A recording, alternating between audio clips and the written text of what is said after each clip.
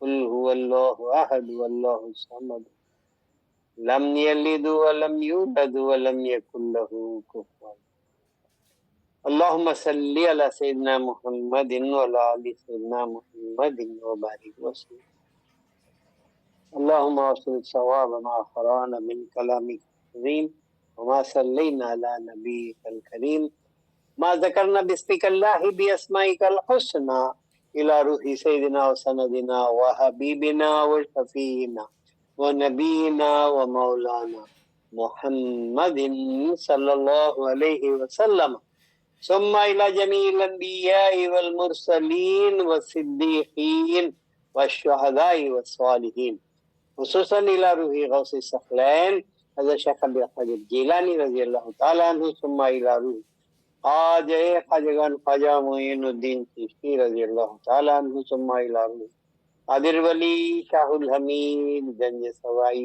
سہروردی رضی اللہ تعالیٰ عنہ ثم إلى أرواح سلاطین اربع رضی اللہ تعالیٰ عنہم ثم إلى أرواح كل شیوخ سلسلتنا خصوصا إلى روح جدی سیدی سید نوری شاہ رضی اللہ تعالیٰ عنہ ثم إلى روح سیدی و مرشدی و مولائی سیدنا سید محمد عمر عامر کلیمی شاہ رحمۃ اللہ علیہ ورضی اللہ تعالیٰ عنہ ثم إلى أرواح والدین رحمۃ اللہ علیہما ثم إلى أرواح الذين سبقونا بالإيمان اللهم ربنا تقبل منا إنك أنت السميع العليم وتب علينا إنك أنت التواب الرحيم واعف عنا واغفر لنا وارحمنا أنت مولانا وانصرنا على القوم الكافرين اللهم ربنا سهل لنا مهماتنا أنت تعلم حوائجنا يا قاضي الحاجات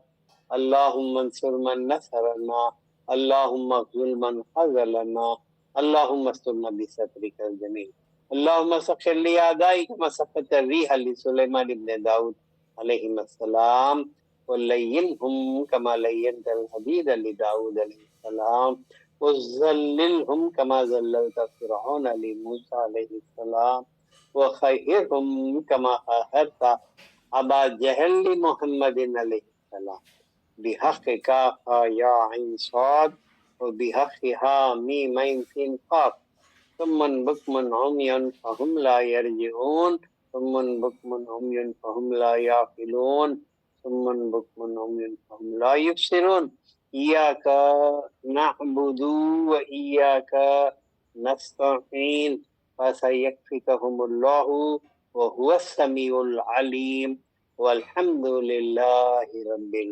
العالمين صلى الله على محمد صلى الله عليه وسلم صلى الله على محمد صلى الله